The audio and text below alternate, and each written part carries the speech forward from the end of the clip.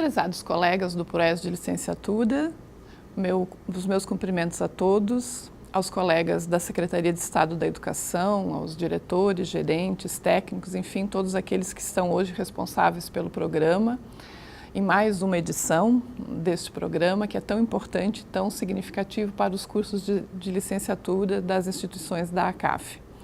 Também para os colegas das instituições que nos assistem neste momento, aos alunos, especialmente aos licenciandos que estão conosco, mas também a todos aqueles que fazem parte do ProES, seja o ProES de licenciatura, quanto o ProES de regional, o ProES do desenvolvimento regional.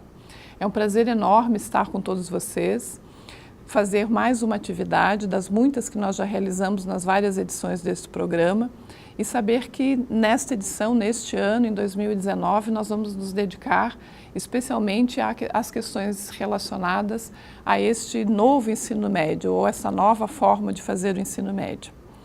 Na verdade, a minha ideia aqui, a minha posição neste momento é apenas para que vocês possam ter alguns indicativos dos muitos estudos que serão feitos, para que vocês possam, durante o ano, aprofundar as discussões, fazer os movimentos necessários em cada uma das nossas regiões do Estado e, obviamente, contribuir para a elaboração das matrizes curriculares deste novo ensino médio que vai se iniciar a partir do ano letivo de 2022. Então, primeira coisa, vamos chamar a atenção de vocês para dois movimentos que estão acontecendo em paralelo.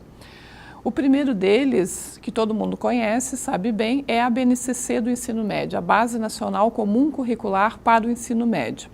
Ela foi homologada no final do ano passado, no final de 2018, e traz aí algumas novidades na forma de organização. Em paralelo à BNCC, nós temos um outro movimento muito importante, muito significativo, que foi as atualizações das diretrizes curriculares nacionais para o ensino médio, que também foram homologadas em novembro de 2018.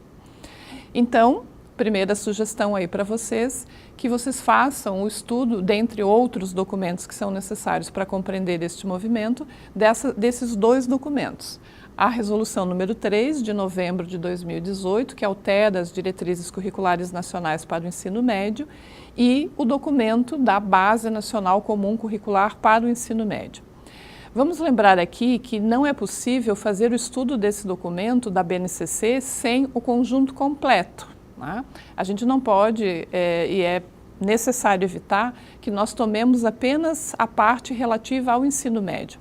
Obviamente, nós podemos aprofundar e dedicar mais tempo dos nossos estudos ao que diz respeito ao ensino médio, mas a gente precisa compreender o documento da BNCC como um todo, porque todo o movimento, incluindo o movimento do ensino médio, começa com a definição das 10 competências gerais que estão definidas na base e que precisam ser respeitadas e compreendidas no processo, no conjunto, para que a gente possa, de fato, ter a compreensão do que significa as alterações que foram feitas para a base e as alterações que foram feitas, então, aí agora incluindo as diretrizes curriculares nacionais para o ensino médio. É importante que vocês se dediquem à leitura e também ao estudo dessas novas diretrizes curriculares para o ensino médio, especialmente no que diz respeito ao artigo 5º.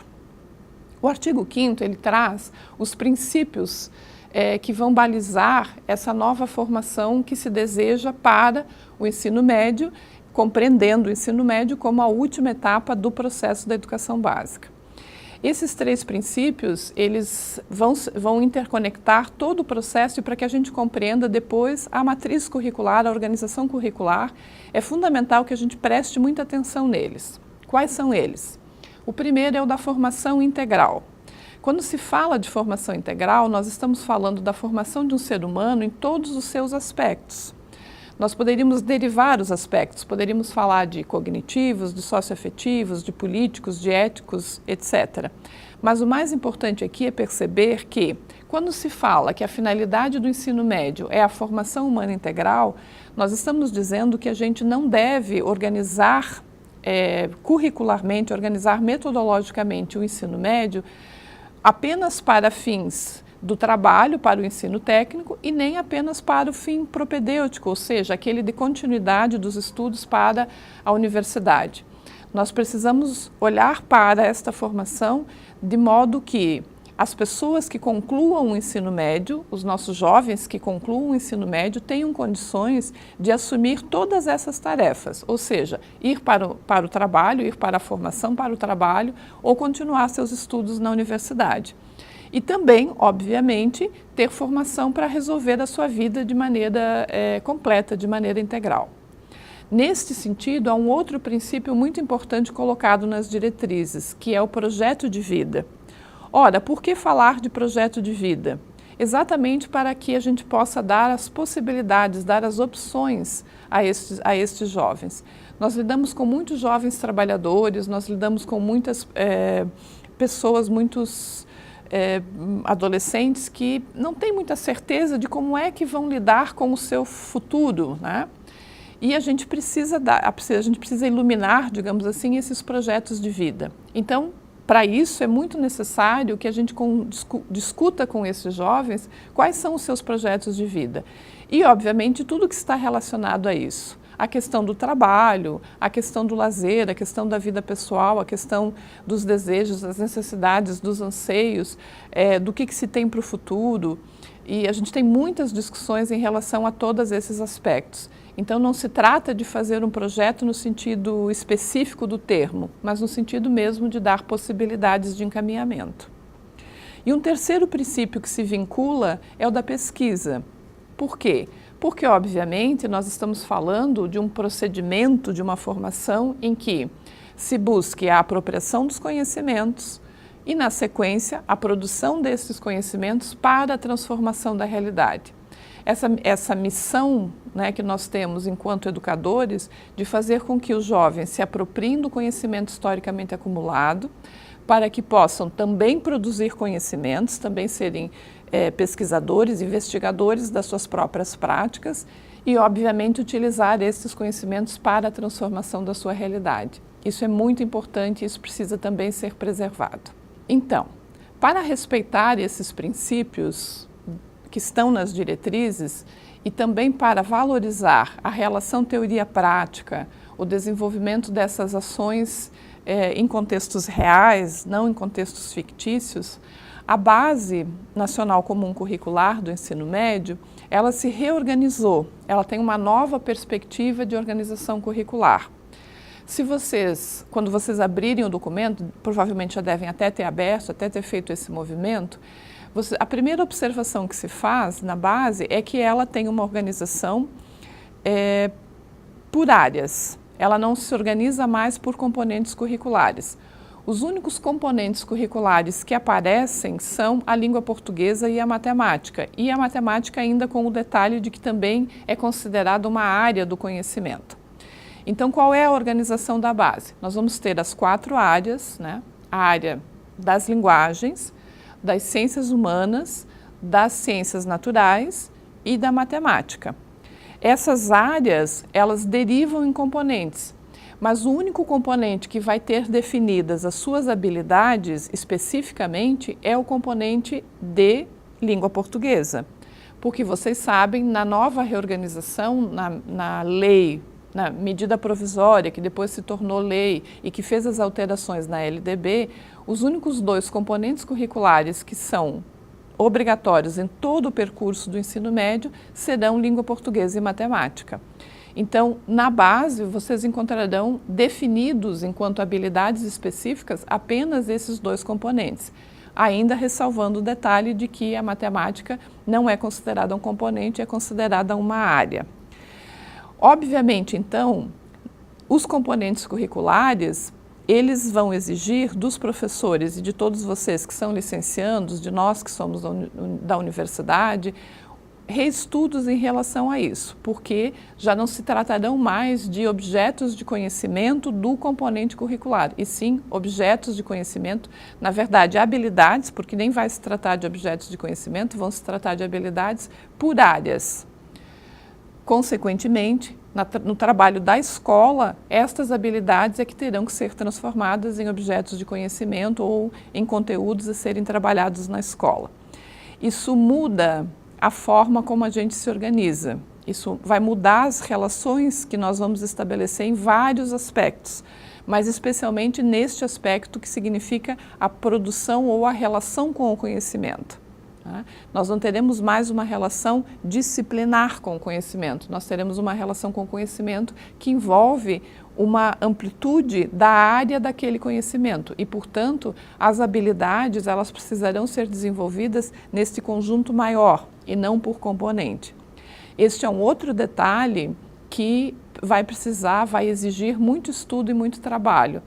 E eu sugiro que todos se dediquem especialmente a compreender esta organização que a base nos traz e, ao mesmo tempo, perceber que implicações isso tem nas práticas pedagógicas e que implicações isso trará para os projetos pedagógicos das escolas. Vocês verão que, muito provavelmente, todas as escolas de ensino médio terão que refazer os seus projetos pedagógicos, terão que reorganizar as suas propostas pedagógicas em função desse rearranjo na organização curricular. Isso não significa dizer, de modo nenhum, que os componentes curriculares, os outros componentes curriculares, como filosofia, como sociologia, como educação física, como matemática, como história, geografia, perderam o seu espaço. Nós precisamos de todos estes componentes, porque as habilidades definidas por área, elas necessitam dos conhecimentos da base.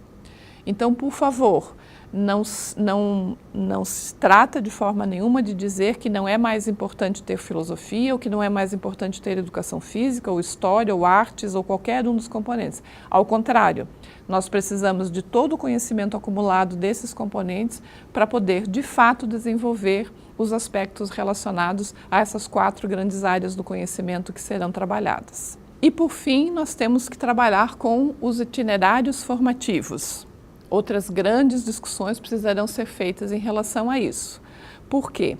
Porque a carga horária do ensino médio ela foi reformulada. Nós teremos, então, a partir destas novas organizações, 3.000 horas que serão divididas em 2 partes.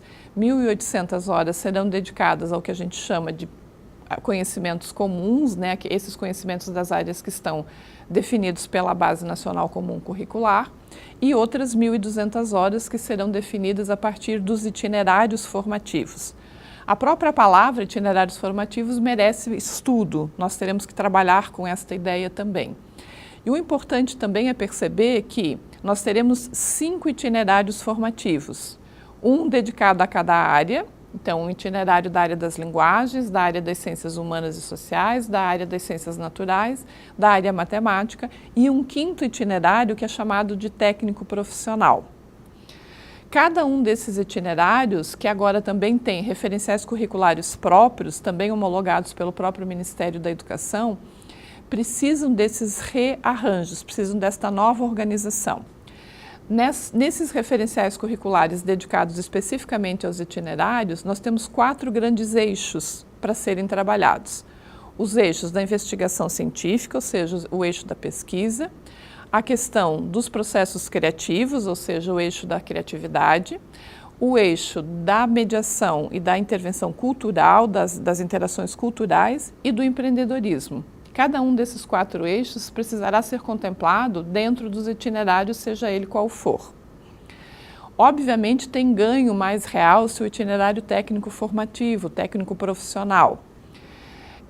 Ele também precisará ser estudado e ser trabalhado. E nesse ponto, me parece que há uma grande possibilidade de conversa, de diálogo com o PROES de Desenvolvimento Regional, porque uma das grandes tarefas e que o PROES de Desenvolvimento Regional pode ajudar o PROES de Licenciatura, é compreender que percursos, que itinerários formativos técnico-profissionais são necessários.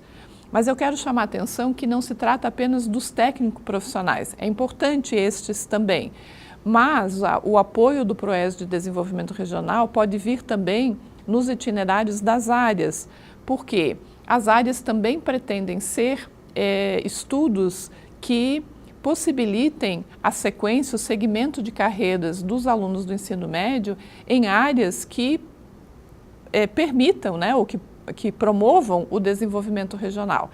Então, os estudos que podem ser feitos pelo PROES de Desenvolvimento Regional, casados com os estudos que podem ser feitos com o PROES de licenciatura, podem ajudar bastante na forma de organização desses itinerários e também em contemplar esses 4 eixos que fazem parte dos referenciais que estão previstos para a organização.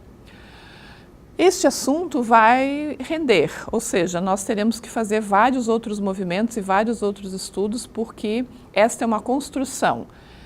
Não há modelos para a elaboração dos itinerários. Embora há um referencial teórico, há um referencial curricular para este movimento, nós não temos modelos nesse sentido, nós teremos que trabalhar na criação. Obviamente, contando aí com a genialidade de todos vocês, que são nossos alunos, que são os nossos professores, que são essas grandes instituições da ACAF que fazem parte desse programa e que podem gerar muito conhecimento, podem produzir muito conhecimento nesta área. Então, meu desejo a todos é que 2019 seja um ano de muito estudo, de muito trabalho, que nós possamos nos encontrar outras vezes e possamos aprofundar todos esses aspectos.